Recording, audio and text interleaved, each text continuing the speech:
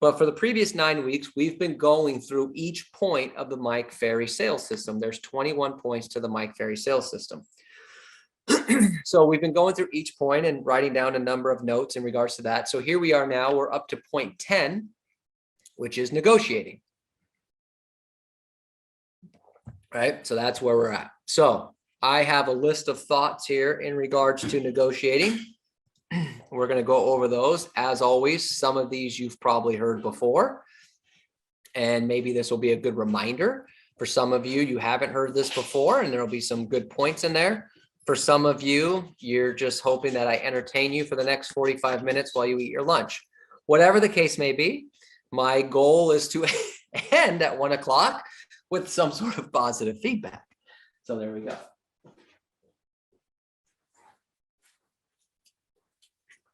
Okay, good job. All right, so let's talk about negotiating. Now, I'm going to preface this with a couple things, because negotiating is one of these topics that tends to be very sensitive. Here's what I mean. I'm going to say some things in regards to negotiating that is going to be, all right, that's good, that's powerful. And then I'm going to say some things about negotiating that is probably going to hurt your ego. It's not my goal to hurt your ego. That's not the goal. That's not the plan.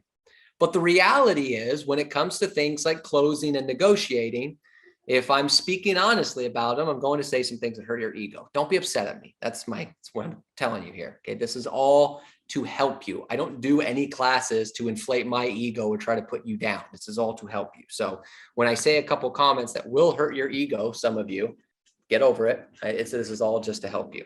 Okay, so that's, just want to get that out of the way when we talk about that.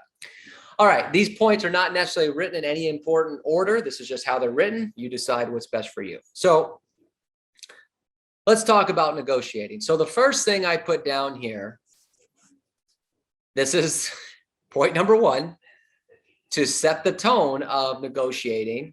This is one of those ego bruisers. I wrote down here, almost every agent considers themselves good at negotiating. Almost every agent considers themselves good at negotiating. Most are not, because they do not have good sales skills. Almost every agent considers themselves good at negotiating. Most are not, because they do not have good sales skills. But everyone thinks they do. Present company included. A great negotiator, right? We say that as part of our thing when we're talking to clients. Why should we work with you? I'm a great negotiator. I'll negotiate the best deal for you. Okay. And some of you do a good job of negotiating the best deal for your client. Most people are not good negotiators because they don't have good sales skills. Show of hands. Be honest. Who here has ever had an idea about buying a car and you weren't going to go above a certain price, but you went above that price? Okay, be honest. Okay. Hey, I used to be a car salesman, so I had to pay an extra $1,000 because this stupid pandemic shortage. Yeah, yeah. That is a true thing. For those of you that don't know, there's the inventory issue you have in real estate is actually a problem in a lot of industries. There are car dealerships, and I know this because we recently, a few months ago, we bought a new car. And there are dealerships that are running out of stock. And there's people actually, true story, in the car business right now that are paying above the sticker value for the car. Yeah, I told a sales guy it's against my religion to be paying over sticker. And he laughed and I laughed and I still had to pay. Yeah. So, but the point is of the negotiate thing is we're all guilty of it. And then maybe it's a car, maybe it's you bought a house. Maybe it's, whatever the case may be, you went to a yard sale and it's like, I'm going to negotiate these people down to a quarter and you end up paying 50 cents, whatever the case may be, we're all guilty of it. So because we're all guilty of it, we have to accept the fact that while we may be good at negotiating, sometimes we're not that amazing negotiator that we might think that we are. Okay. Good negotiators to me are people that are I had this written, I just had this in my thought.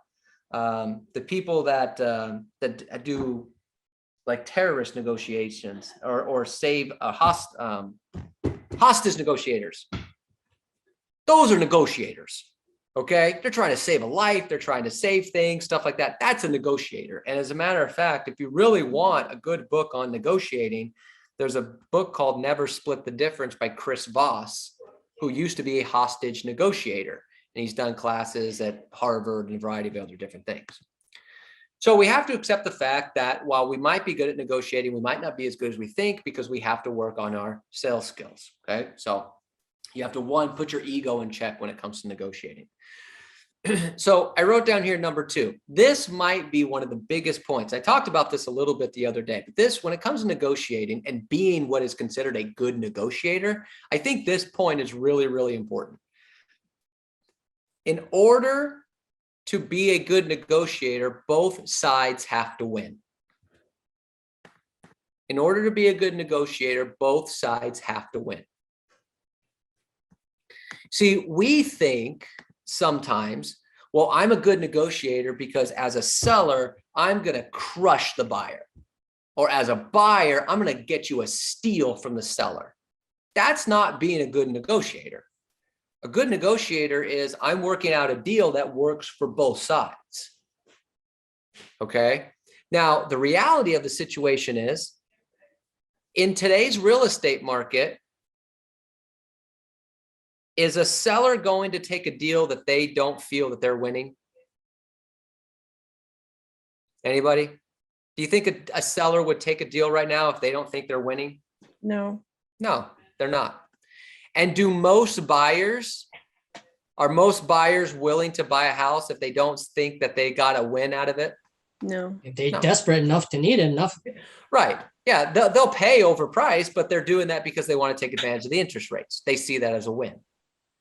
Present company included. We bought a house. We're actually 1 year ago. We're on our 1 year anniversary of the house we bought, and we paid $70,000 above the list price. Now it was listed low because that's how this particular agent does it. Appraisal came in, we took advantage of the rates, and everything was good. So it was a win, even though we paid above it. But the point is, nobody's going to accept the deal in real estate if it's a bad deal, if they're a competent person. We have buyers walk away all the time because they think that they're paying too much. They think that the inspection they need more repairs. The appraisal doesn't come in at what they want. They just don't like the terms. Sellers walk away because they don't think they're getting the price. The buyer wants too much inspections. So if you're not creating a win for both sides, you're really not a good negotiator because somebody's going to walk away from the transaction. So you have to switch the mindset from negotiating that, well, I get my sellers, we're going to crush the buyer, or as a buyer, I'm going to steal the property from the seller. That's not good negotiating. It's creating a win for both sides. And that's how you become a good negotiator. And that's how you get more deals closed. So it's just a different mindset that you have to take on when you're a great negotiator, right? Different things you have to put in perspective. Excuse me. I wrote down here next, emotion and drama kills negotiating power. Emotion and drama kills negotiating power. Can real estate be a dramatic and emotional transaction? Yeah. Now, not just to the buyers and sellers, but can it be emotional to the agents? You don't have to raise your hand because you may not want everyone to know your life story, but be honest with yourself. Have you ever been in the middle of a transaction where you needed the money?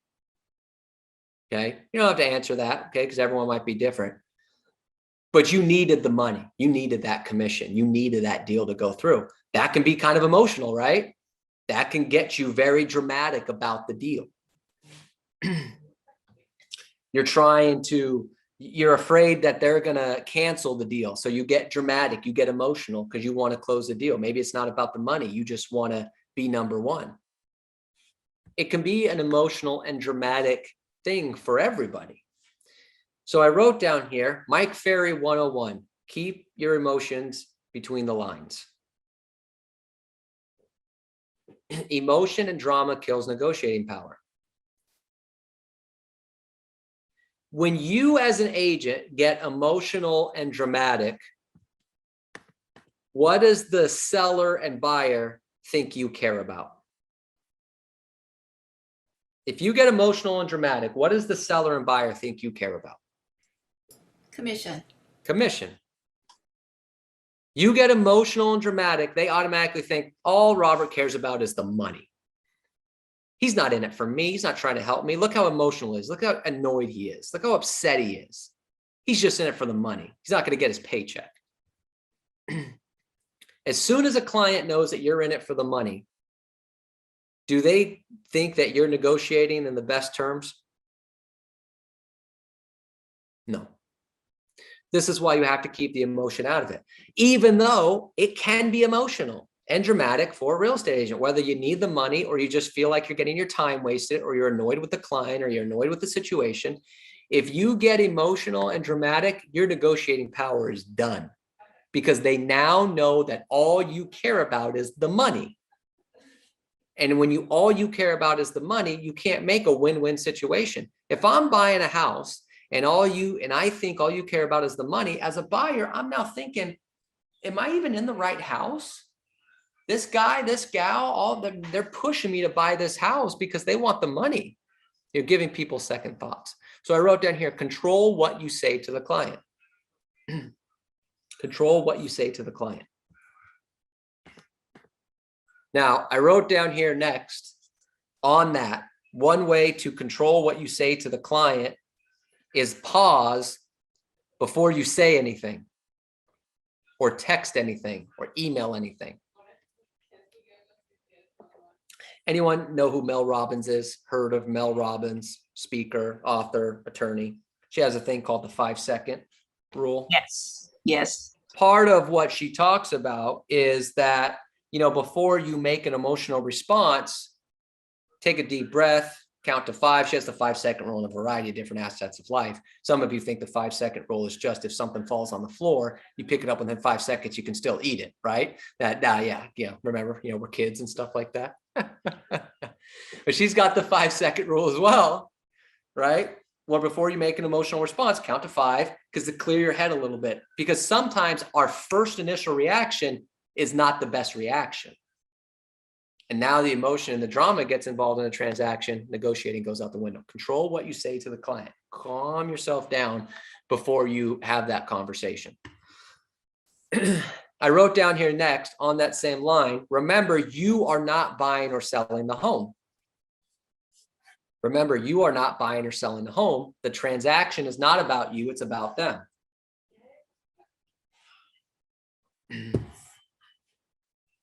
This is their largest financial asset. It's not about you. Now, again, you might need the money, but it's a much bigger situation for them. So just keep yourself in mind. It's not, I'm not buying a home. I'm not selling a home, which is why I need to negotiate for them. What's the best situation for them? They're buying it. They're selling it. It's not about what's best for me. Okay. So I wrote down here next, when negotiating, look carefully at both sides of the transaction to get a better perspective. So this goes to the win-win conversation. Sometimes you have to look at it from a different perspective. So if you're representing the buyer, before you submit the deal for the buyer, do a 180 and say, how would I feel if I'm the seller getting this? What's going to be my response? And vice versa. If I'm the seller and I'm going to counter a buyer, turn around and put yourself in the buyer situation and say, how am I going to feel as a buyer getting this counter? You need to put yourself in the other person's perspective. As the old adage says, walk a day in somebody else's shoes, right? Look at things from their perspective. From a buyer and seller, that's the power of negotiating instead of just writing offers. See, sometimes we just write the buyer says, well, I only want to offer $650. And you go, no problem, $650, here you go. and the seller gets it and goes, this is ridiculous. Get this stupid offer away from me. They're not realistic. I don't want to deal with them. You could have avoided that if you had said, well, hold on, let me do my 180. Let me put it in the seller's perspective. Okay, I'm a seller. I'm listing it for 700,000. I just put it on the market. It's not even on the market for a week yet. And here's an offer at 650. How would I respond? You know what, Mr. and Mrs. Buyer, I just did my 180. And I realized that this is probably not going to make the seller happy. Perhaps we should reevaluate the offer. We're trying to get these people on our side. Now, the buyer might come back and go, you're not negotiating for me. No, Mr. Buyer, I actually am. Let me explain why. And then you explain to them. There's a chance if we give this offer to the seller, they're not going to take you seriously. Which means they're not going to counter you. They're not going to care about your offer, which means we've lost out on this house immediately. But I'm negotiating for you by telling you we need to present a better offer so at least the seller engages with you. If they don't engage, we have no chance. We have to get them to engage. This is not going to get them to engage. You're essentially putting yourself out of the running immediately. You need to be able to have that conversation with people. This is part of negotiating. Negotiating, this is important. I wrote this down. Negotiating is not just the closing table. Negotiation is also part of the opening table. It's not just the closing table. It's also the opening table. We see this all the time. I see this on our listings all the time. Well, we got 10 offers. The seller only countered 4, top 4. Well, why not the other 6? Well, because the seller didn't think they were realistic. We just moved on from them. I see it all the time. That agent was a crappy negotiator because the agent who represented those other 6 buyers, it's a crappy negotiator. They didn't even get their buyer in the game. It's not just the closing table. It's the opening table as well. It's all part of the process. Okay. You have to accept that, but same thing from a seller. Because we might think, well, the seller, I got to get them the most money possible. Yeah, you do. But in order to get them the most money possible, what has to happen? In order to get the seller the most money possible, what has to happen? Somebody help me. What has to happen in order to get the seller the most money possible? Exposure? Exposure, sure. What else? Seller says, I want the most money possible. What needs to happen in order to get them the most money possible? Get as many buyers The house? through the door. Somebody needs to want to buy the house. Somebody needs to agree to their price. I want the most money possible. Okay, great. I can negotiate for you and try to get you the most money possible, but it's possible I'm going to negotiate for you and piss off every buyer and they're going to walk away. And if you think that doesn't happen, you're nuts, because I see it happen at least once a week. Seller counters and says, well, this is what I want. And then all of a sudden buyers walk away and now they have to go do another open house. See it all the time. In order to get the seller the most money possible, you have to negotiate a deal that somebody's willing to pay. Well, we got 10 offers. Let's increase the price $50,000. That's not going to work. What are you doing? You've got to get this when it comes to negotiating. And I know I'm spending a lot of time on it. I'm really driving home, and some of you might be annoyed, but that's part of the deal. You've got to get in the thought process of negotiating that I have to negotiate that's a win for everybody.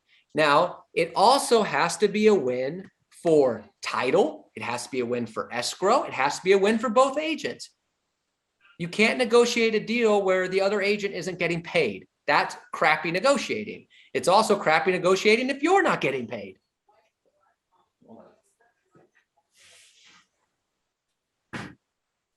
So you have to work out a deal that's for everyone. Well, I'm going to call the title company and see if they can waive their fees. So the title company doesn't get any money on this deal? That's not good negotiating. I'm going to see if this person can cut their fees, waive their fees. You've got to get through the process that if you want to be a good negotiator, it has to be a win for everybody. And the reality is it should be a win for everybody. Everyone's allowed to make money. Everyone's allowed to get what they want to accomplish. But you have to remember, for a seller, you can out negotiate yourself. You can over negotiate. That would then make you a poor negotiator. Okay. Very, very important part here when it comes to negotiating. So you have to look at it from all perspectives. All right, I wrote down here next. Don't be afraid to ask them to accept the transaction as it stands. What do you think we can do better? I think this is a pretty good deal. I think this is a pretty fair deal. Don't be afraid at some point to accept the transaction as it stands, which means sometimes, let me ask you a question. Is the first offer sometimes the best offer? Sometimes, yeah. Sometimes? Yes. Yeah, I agree. I think sometimes the first offer is the best offer, which means part of negotiating might go to seller. Mr. and Mrs. Seller, you said you wanted $750. We got an offer here, fully approved. I got their pre-approval letter, $770. You want to put it on the market for another week? You want to accept it? What do you think? I mean, we're getting exactly what you want. That might be the best offer you get. So don't be afraid to have those type of conversations with them. Hey, this is pretty good. You know, let's go for it. You talk to a buyer. Oh, we see this property. You know what? I don't know if we want to put an offer. Should we wait for more? Well, do you like this property? Yeah, we like this property. Okay, then let's put in an offer. Even though you've only seen one property, this might be the one. Let's go for it. Let's get it. Don't be afraid. The first offer, the first house, it might be the one. Now, it might not be. You have to, you know the market, you know what's available, you know what's realistic. So it might not be, but sometimes it is. Okay. We sometimes overthink the negotiating because we think that if we sell it too fast, they're going to think we gave the home away. That happens sometimes. Well, gosh, if I only get them one offer, then, you know, when we sell it in 3 days, some people are going to think I gave the home away. That's not necessarily true. That's not necessarily true. How do I know? Well, let's say this. I want you to think of the value of the place that you live, or if you don't own a place, the value of your car. Okay. If you don't own a place or a car, the value of your bicycle. Okay. Something that you have in your possession. And then I want you to think of somebody who came to you and was willing to give you 50% more than what it's worth. So you have a house that's worth $1 million. Someone came to you and said, I'll give you $1.5 million for it. Would you say, you know what? Let me think about this. Maybe I'll go put it on the market for a little bit. Or would you say, sure, you got $1.5 million cash, let's go. You would take the first offer. Because you know your home is not worth that. You know your car is not worth that. You know your bicycle or whatever it is you're selling is not worth that money. So you'd be like, here you go, dude. See you later. I'll sign the deed right now. So sometimes the first offer can be the best offer. All right, I wrote down here next, when it comes to negotiating, both agents should have the same goal in mind, which is a signed contract to find out, which is a signed contract. Both agents should have the same goal in mind, which is a signed contract. To find out if the goal is the same, ask all parties a lot of questions. See, I'm talking about you, when you're negotiating, you have to get a win-win situation. You need to find out if the other agent on the other side also wants a win-win situation. Because if they don't want a win-win situation, they're going to make your life hell. Who here has ever been involved in a transaction where the other agent was not trying to make a win-win? Just me. I'm the only one that's, wow, good for all of you. You've all worked with agents that just try to win, that are cooperative, and they want your client to win just as much. Wow, all right, good for you. So I'm the only one. Okay, I got Lynn, I got Donna, I got a couple people. Maybe I just only have a couple people paying attention. That's not surprising. So you have to ask questions of the other agent to make sure that they're in a win-win mode too. Otherwise, what happens is that you're a seller, you're representing the seller, and you take the highest offer. Take the highest offer. What's the highest offer? Of course, it's the best offer. And then the inspection comes in and the agent's telling their buyer, oh, ask for everything. Ask for all of it. Don't back down. Ask for all of it. Oh, the appraisal contingency, we're going to try to get that lowered. We're going to fight this. We're going to fight that. And you're sitting there going, whoa, I just had the highest offer, but they're not looking for a win-win situation. They're looking to steal the property. And now I have a problem. Now, I'm not saying every high offers, that's the case. Some of the high offers are wonderful. They go very smoothly and it's just people want the property. But you have to make sure when you're talking with the other agents, both as the representing the buyer and the seller, are they in for a win-win? Some of the listing agents are not in for a win-win, are they? Representing a buyer, you trying to submit an offer, and they're not trying to do a win-win situation. So your buyer is going to get screwed on that deal and they're not going to be happy. All right. So make sure you're asking questions of the other agent. They have to be in it together. You have to work with the same goal in mind. Otherwise, it's going to be a disaster for you and the other agent and all parties involved. And most importantly, the buyer and seller, because that's what it's about. So you're going to have two agents bickering off a property that neither one of them are involved in. That's not good. No bueno. All right. Good job. Good job. Good job. I wrote down here, you're not going to win every transaction that you're involved in. That's called life.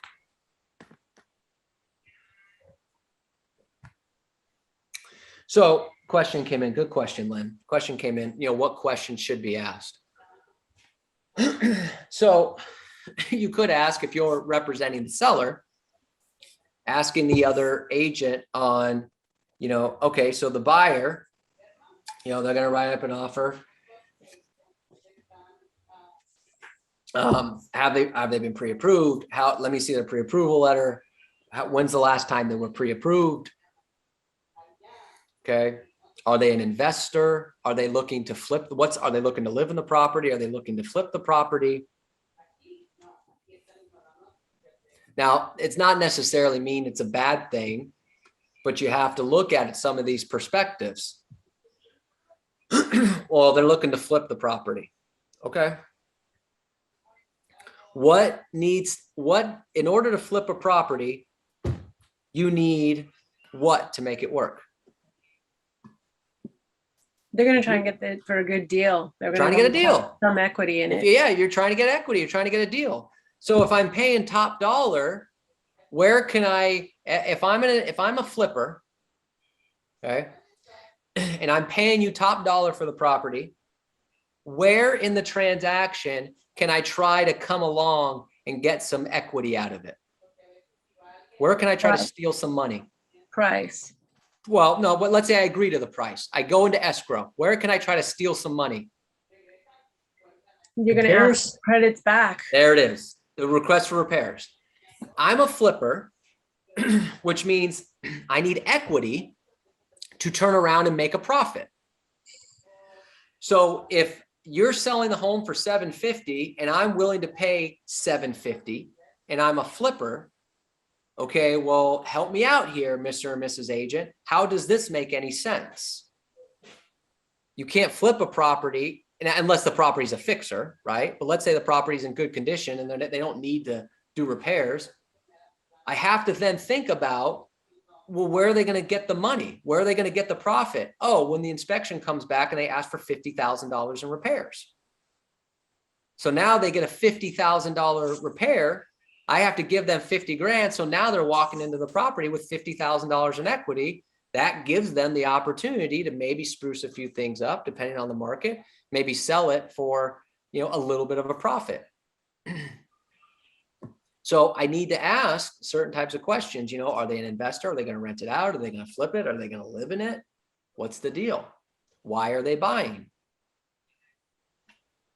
These could be questions that I'm asking the agent. How many properties have you shown them? How many offers have they written? Well, why is that important? Well, if they say, well, we've shown them 25 properties and they haven't written any offers, or we've written 20 offers and we haven't closed on any properties yet. Like, well, why not? There's a problem here. Hey, Robert, I got a question. Yes. What if you're asked, can you ask them that if they're written any other offers that's open right now? Meaning that that buyer may be written, an offer for your property and then they're also writing for another property, which they can do, right? So yes, they can At do. the same time? I don't know the rules, but I do know when we bought our house in November of last year, that was a question that the agent asked us. And the listing agent of that property is like a $500,000 agent. So they're a decent agent. That was one of the conditions, was that I don't have any other offers out on any other properties. So I don't know if that's the rule, but it was asked of me. So I imagine you could. So Okay. yeah, so you can ask, but that's, again, it's a great question. Do you have any other offers out on any other properties? Those are questions you can ask, things along those lines. If you're a buyer, you're asking the listing agent, what is the seller looking for? What is the seller looking for? Well, I'll tell you right now, they're looking for the highest price. You're going to waive the appraisal contingency, waive the inspection contingency. You're going to have to waive. Do that and house is yours. Thanks. Highest offer with waiving everything. Well, that sounds like a win. Okay. Can I ask you another question? Yeah. So say we're in a multiple situation and is it a good idea to tell them what the highest offer is and let the other person see if they want to come up, or keep it like, secret saying, offer your highest and best? What is your take and what's your advice? My advice typically on that is just to tell everyone to give them their highest and best. Okay. Because I never know how high some people are going to go. And especially right now, even though the market's slowed down a little bit, some of the homes that people are willing to put on prices are crazy. And so here's an example.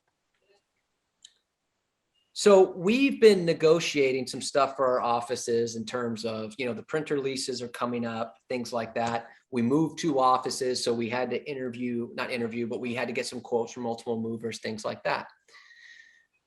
So we got a quote from one of the movers, and there was another mover that we're very comfortable with. And so my thought was, you know what? Why don't we just send him, say, look, this is what this mover's offering. If you beat it, it's yours. So Neil and Debbie, his wife, brought up the notion of, well, don't do that. Why not? Well, because even though we do kind of, hey, look, maybe he can beat the price, he might be able to beat it anyways. So we're saying, hey, look, all you have to beat is $29,000. So he might come in at 27, he gets the deal. But if we hadn't even told him the price, what if he had come in at 25? So we could have gotten it paid for 25, but he looked at it as, well, Christ, all I have to beat is 29. I'll charge 27, which is 2,000 more than I would have gotten. So it's the same concept with a buyer. A buyer might say, well, look, I'm willing to go up to 850. We say, look, highest right now is 825. I would look at the buyer and go, hey, offer 835, 830. You'll be the highest offer, and it's $15,000 less than what you were willing to pay.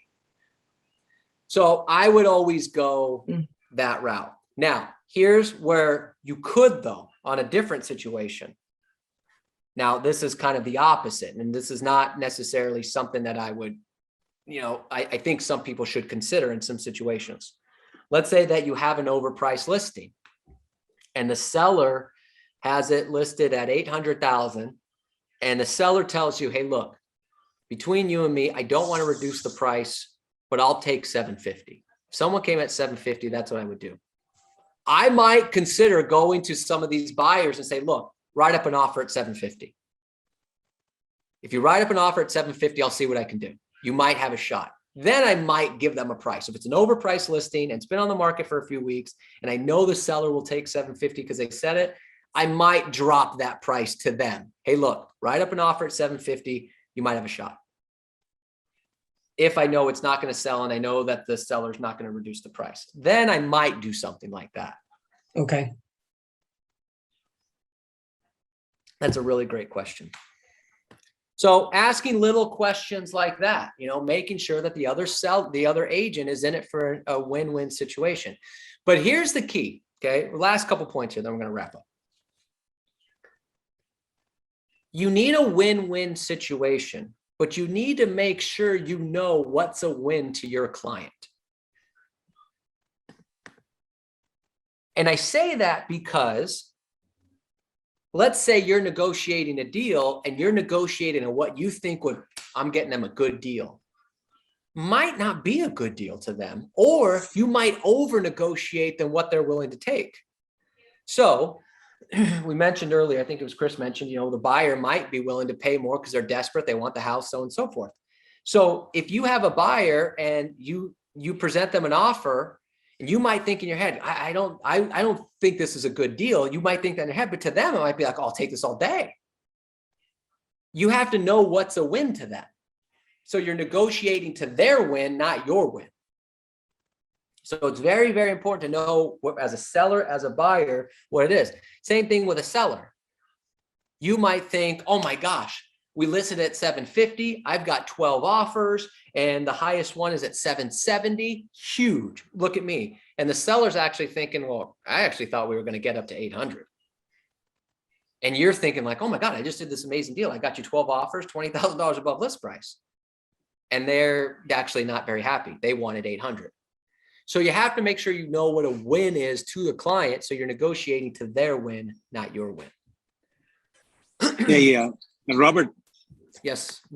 Yeah, I just want to tell you. So what do you think about what my Ferry said when, like I said, we have all these offers and people asking for advice. He always said that we're supposed to stay away, away and let the buyer and seller, get the best. So basically our opinion can be in the way, don't you think? No, it can be in the way, but that's why you have to know what the win is for the client. Because to Michael's point, if you say, well, look, the seller just came back, they offered this, I don't think this is a good deal. Now, and you don't know what the client's idea of a win is, you might be saying that, and the buyer might actually be thinking like, actually, I'll take that. And then you lost them out on a deal. But if you know what they're looking for, and you know that, hey, look, you told me you were uncomfortable at a $3,000 payment, they're coming back at $725. That's probably going to put your payment at $3,200. Are you comfortable with that?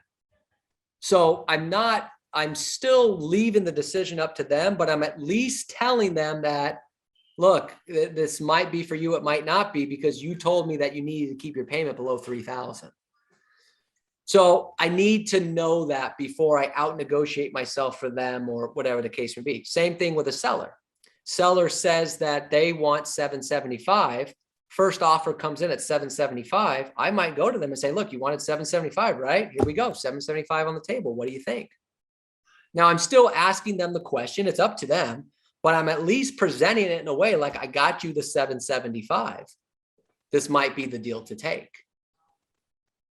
So you can, as if you know what their win is to them, you're never going to make the decision for them, but you can either influence or not influence them based on what the offer is.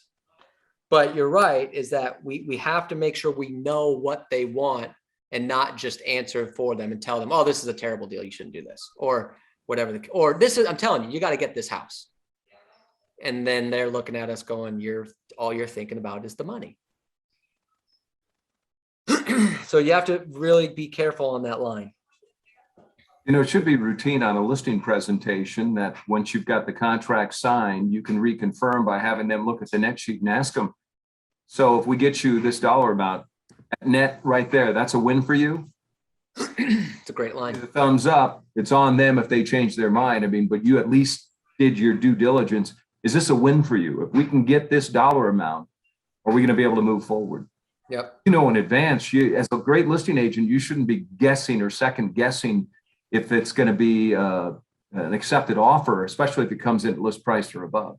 Yep. That's a great line. It's a great line. Yeah. You're just asking them directly, is this a win for you? It's a great line. Thank you, Fred.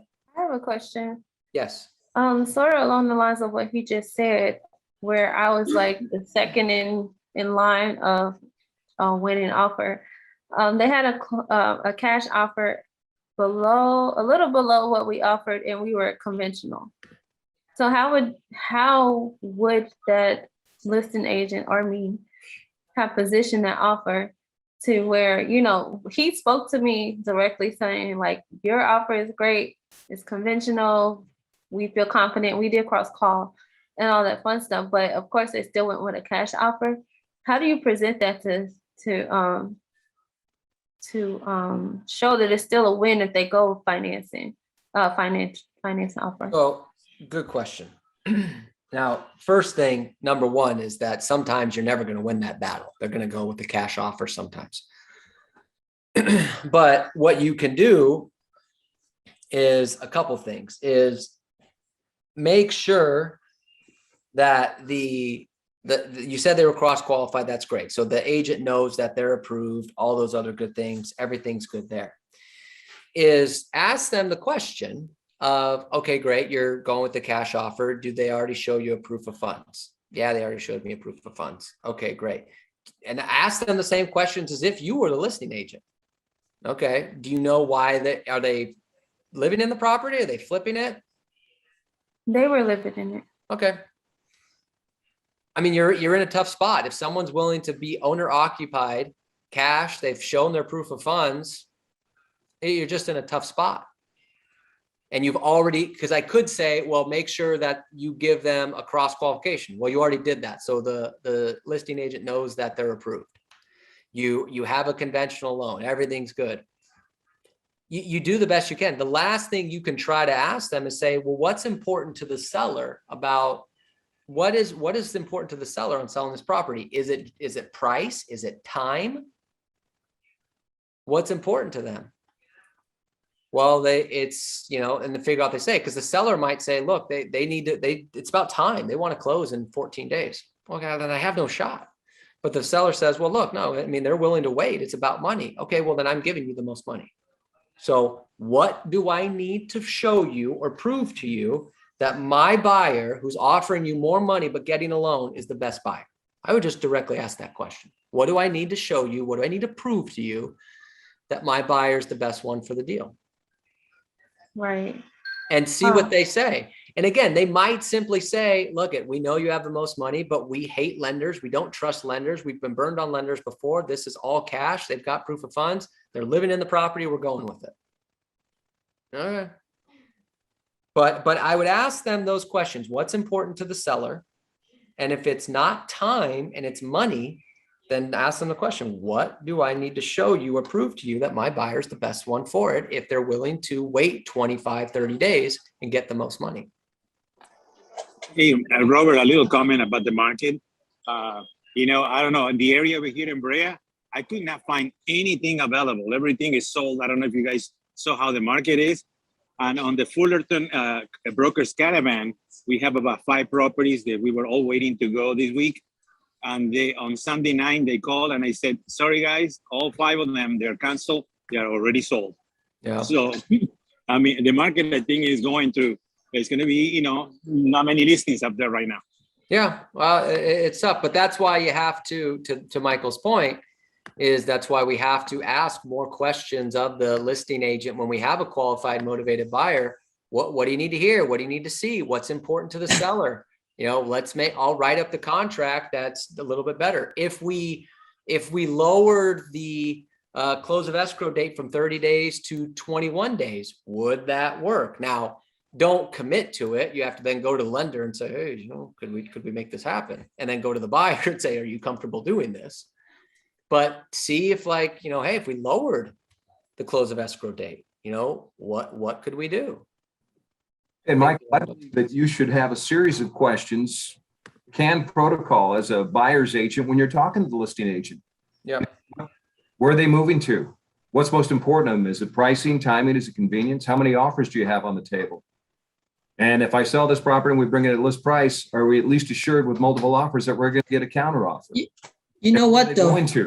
How long are they going to take to vacate the property? All this before you even go and show the property, because it's a tremendous time saver versus the agents that call on my listings and say, hey, can I show it at 11 o'clock tomorrow? Sure. All right, you're good to go. They don't ask anything. Yeah. Do I have the offers on the table? Where's your client? They're doing that. Yeah, they're probably doing that. Maybe not serious, but they're probably just a lead coming in, so they just want to meet the lead and Joe. So you never know. But good point, though, Fred. I want to say this too. Sometimes like you get multiple offers and the highest one's not always the best one either, because in a hot market, I seen that they throw in the highest best number just to get their feet in the door, right?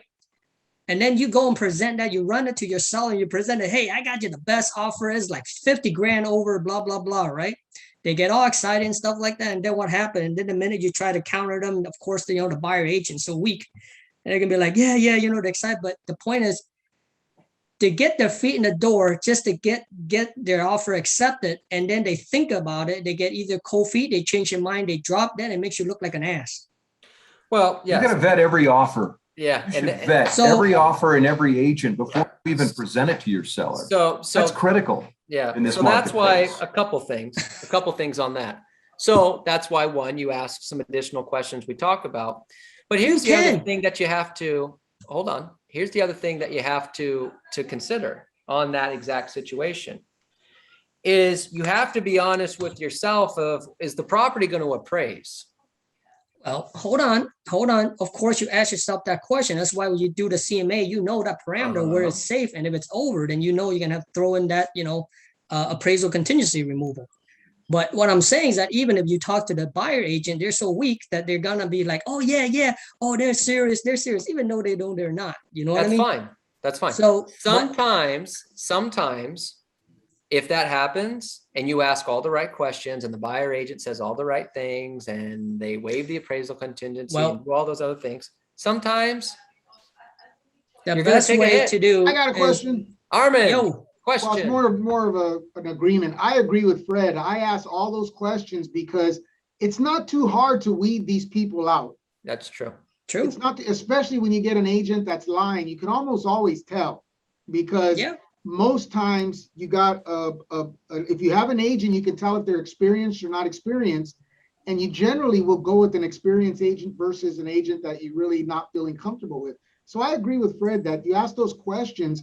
And I think a high percentage of the time you can weed out those people. Yeah, right. I But you agree. still got to present, right? To answer, I agree. So let me answer this question here. So Linda put, what do you mean vet every agent before you present the offer to the seller? It's the same thing of just asking the questions of, what's their purpose for buying?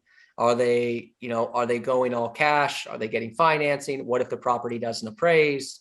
All these other different things, if they're going really high above the list price, because to Chris's point, some buyers will do that. Let's get our foot in the door. Let's get it in. We're going to buy the highest offer. And then if the appraisal doesn't come in, we'll renegotiate. When the inspection comes in, we'll renegotiate. Or they put in multiple offer with different properties at a higher price and see which one bites. Sure. Now you can go back to your seller and say, give them a heads up that, hey, this is the highest one, but I'm not sure if they're going to be sticking or whatever, but at least you give them that expectation. So if it goes out, of course, you're going to have some backups in there. You know what I mean? Right. Yeah. So you and then you present to the seller, hey, look, I asked the agent these questions. This was their answer. Based on these answers and this offer, what would you like to do? That's good. Let's squeeze them. Let's test them out how serious they are. Because the seller might say, I don't give a shit that they're going $50,000 above list price and they have multiple offers and it might not appraise and they're not waiving this. I don't care. For that much money, let's try it. Right. See, and that's where you as the expert comes in. Exactly. And Lynn Blair asked me a question, so I'm going to answer it for everybody. She said, how do you vet the other agent? One of the first things I do is I look at the DRE number to see how long they've been licensed, because that gives me some idea of how much experience they have.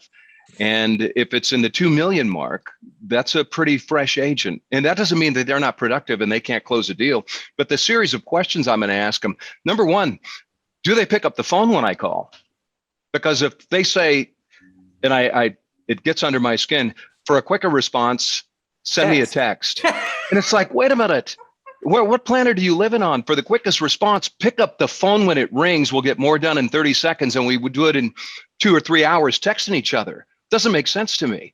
So in the last, that Hawthorne deal where I had 4 offers 949, and it went up to $1 million. The one that we went with, all the buyers were highly qualified, all the buyers were highly motivated, but the offer that we went to that I recommended to the seller was because the agent picked up the phone when I called. That's pretty important in this environment.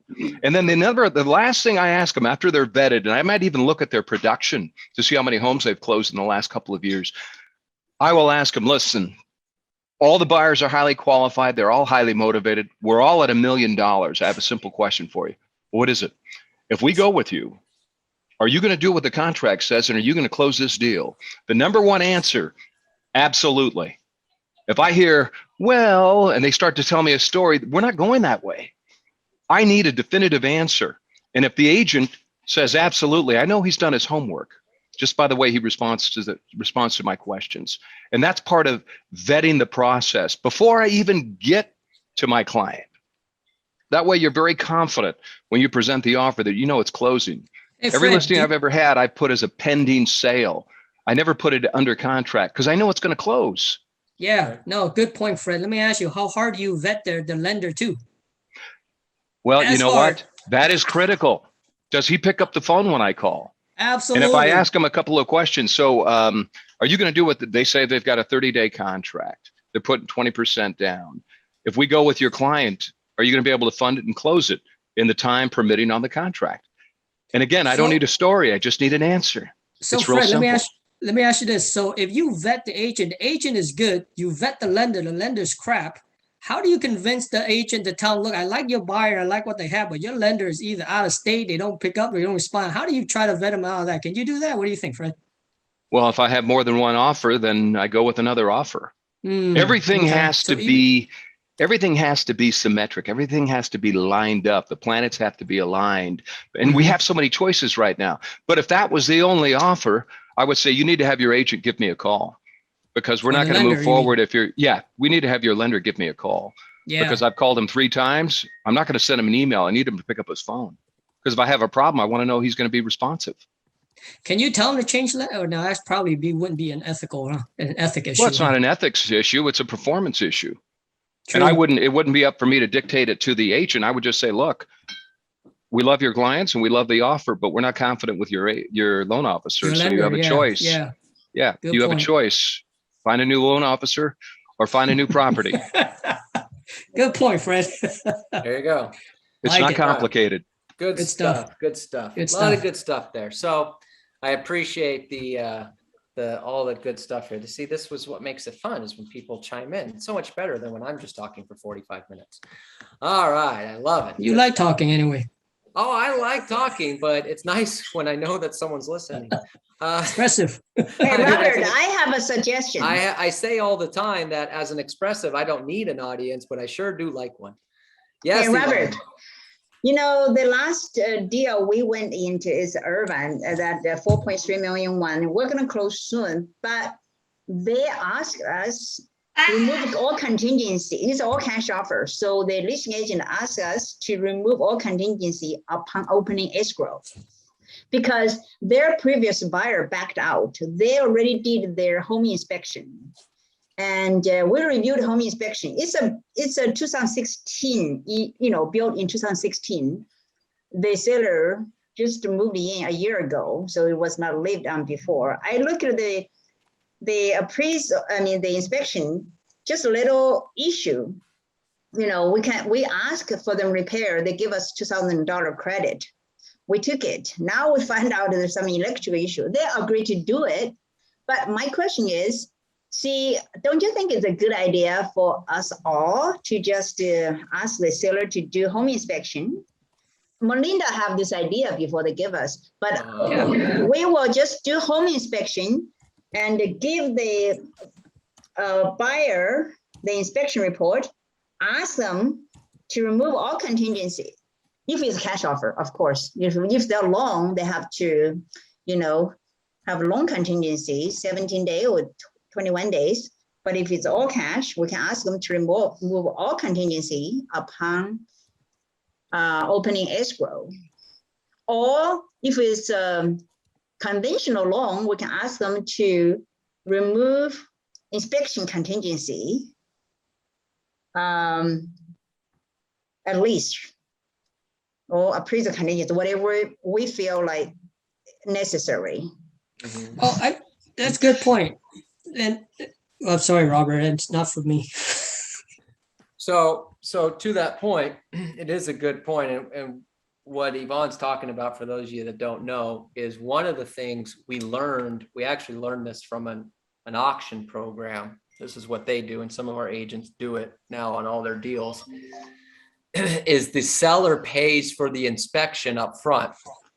And then, so when somebody wants to see the property or put an offer on a property, actually what they do is they just put the link to a Dropbox in the MLS listing where they can get all these documents, the inspection, all that stuff. So that way, when you go to a buyer, you can counter and say, we've already given you the inspection report, you need to waive the inspection contingency.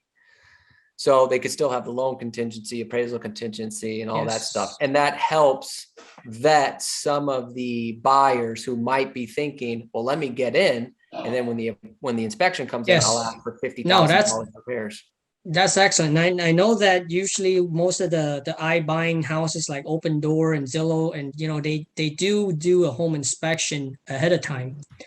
And I do like, get the idea that, when you take a listing, get the termite report, get the home inspection, order the, NHD report, and get all that ready up front. But sometimes, like, it depends on the seller if they're okay with it, because, if you do an inspection, if something comes discovered, and it's discovered, you know what I mean? Right. But at least you discover ahead of time. So it's good and bad, Right. Yep. There you go.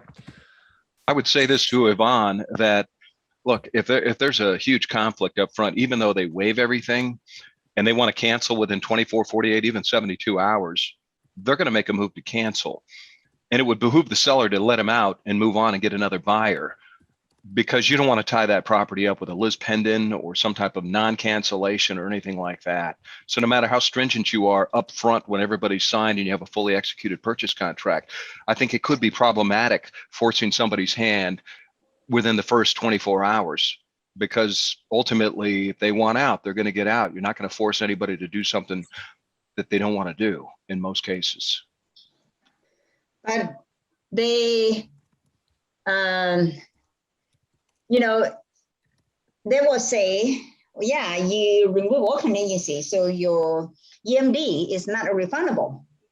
But for this property, we don't have that problem. We want it. The buyer really wants to close now, but I told them not to close yet. We wanted them, top brother, to resolve the electrical issue.